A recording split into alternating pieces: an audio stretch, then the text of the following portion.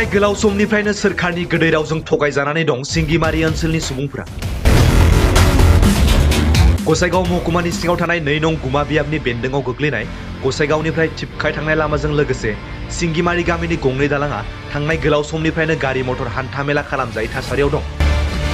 मख'नो गोनांदि बे गंनै दालां गाज्रि जानायनि थाखाय बे ओनसोलनि सुबुंफ्रा गोबां जारलाजों भुगिनो गोनां जादों।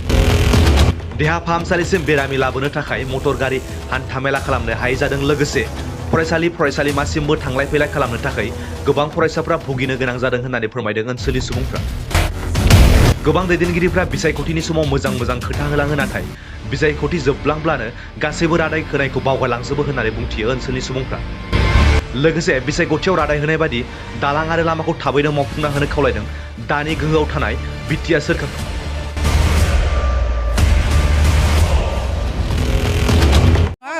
स्कुलाव थांनाय मा थांनाय बेसेबां खस्थ' जायो नै गाब्र' गुब्र' सोरबाबा लोमजानाय सोरबाबा मानाय बेसेबां खस्थ' जायो। गिदिर गोलावफ्रा मिटिं माबा बे इलेक्सन खाथिबा फैनानै जों दालांखौ खालामगोन बास होनना बुङो बिसोरो, आरो लामा बानायगोन होनो बिसोरो। लामाबो गैया दालांबो गैया। दा लोमजानाय लांदों नै गथ' गथाय बेसेबां जारला, थफ्ला रुजुननानै बारहोनांगौ नामा? नांगौ समाव फैयो बिसोरो बहर बिनो, बहर गायखांबाथाय जोंखौ खिलामा खोन्थालाङो बिसोरो। बहर नांगौ समावल' फैयो बिसोरो। सिंमारि 28सो नाङाबाथाय खिलामा खोन्थालांसै बिसोरो। होमबा मा जोङो हाग्रामा सारनियावबो जों होबोदों, 17 बोसोर जों होबोदों। हाग्रामा साराबो जोंनो होआखै। आरो दा नै गोदान प्रमद बर' साराबो बिफैनाय समाव होनबाय लामाखौ जों मोजां खालामगोन, दालांखौ जों मोजां खालामगोन होनना बुंबाय। बेबो दा खिलामा खोन्थालांबाय प्रमद बर'आबो।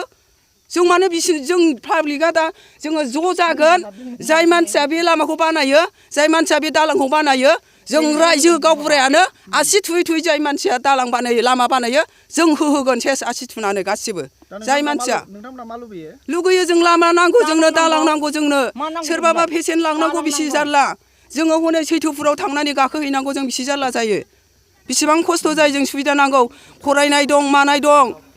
थांनाय सोरबाबा पेसेन्ट लांनाय गारि बेलथाय लाङो, सोरबाबा आथिं दुलु लाङो। साथ्रफ्राबो बेसेबां खस्थ' जालाङो बेस्राबो बयबो फरायनो आफसोस दं। आरो जोंना बेसेबां गोजान लामाया हान्थिनो बेसेबां खस्थ'। जोङो लामा थांनांगौ, जों गिनांगौ थांनो, गसाइगावसिम थांनांगौ बेसेबां खस्थ'।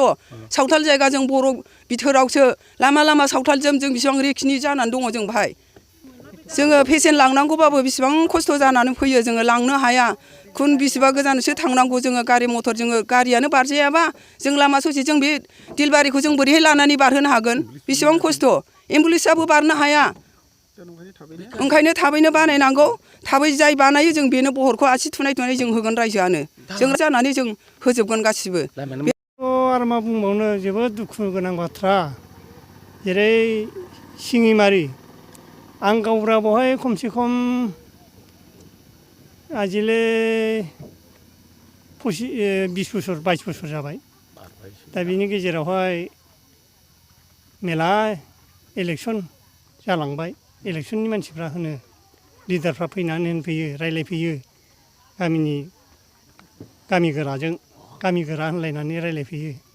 नाथाय फंसेबो दामानो थाङाखिसै दिनैसिम। थाङै थांजोब्बाय। बेसेबां MLA थांखो, बेसेबां MP थांखो, बेसेबां MCLA थांखो। खाथिनि MCLA लकेलनि जाबाय होनो आरो थाङो। बोथोरानो गैला। आरो दा नैबे गोदान सरखार फैदों, बे गोदान सरखाराबो मा रोखोम जों दिनैसिमबो नुनो मोनाखै। होननायाथ' होनदों मोजांनो, जों बानायगोन, गासिबो बानायनायनि गासिखौबो परिबर्तन खालामगोन होननाय रावफोरखौ जों खोनानो मोन्दों आरो होनगासिनोबो दं। नाथाय दिनैसिम नुनो मोनाखै जों। दिनै बे गामिनि समस्याया, बे ओनसोलनि समस्याया सावथाल दं, राभा दं, ओरैहाय माबाजों सानजाहाजों, जोंनि सानजाहाजों बे लामा दोंसेयानो बेमार जानाय, लोमजानाय साजानाय, बे लामा दैज्लां बोथोरावहाय, दाथ' मेसें बोथोर, बे मेसेङावहाय एसेबां मानि माबा जाबावानो। दाबोथ' समस्या, दाबो दैया रानाखै नै एसे एनै दंबावो हाब्रु दैब्रु। नाथाय दासिमाव ओरैबायदि खस्थ'जों सोलिनानै दङ बे ओनसोलनि मानसिया। ओरै आदिबासि दं, राभा दं, गार' दं। बे दैज्लां बोथोरबाथ' माने थांनो हायाबालानो बेमाराबो थैगुलायलाङोसो, ओरैबायदिसिम जेरैबो बेखद जेरैबो उसुबिदा लामानो दोंफा दोंफाल' ओरै बुंखाजों थां बुंखाजोंबो ससे 2 किल'मिटार 2.5 किल'मिटारसो लामाया ओरैबायदि एकदम माने बेथ' जम राजानि लामा बादिसो आरो ओरै गसाइगाव होनना बुंबा जोंहा एकदम उफायहीन ओरैबायदि उफाय गैयै बे गसाइगाव नङा सारा जोंहा एकदम माने गसाइगाव नङाबानो दिनावनो खाना दिनानो गैया माबाया बोथोरानो गैया आरोखि दा मा लुबैयो आरो दा जों लुबैगासिनो दङ जोंथ' लुबैदों आंनि मुडावबो आं बेखौनो बुंगासिनो दङ सिगांनिफ्रायनो जेनेबा दालां बे दालाङा जोंनि थाखाय बिराद दुखु गोनां बाथ्रा बिराद खस्थ' खालामगासिनो दं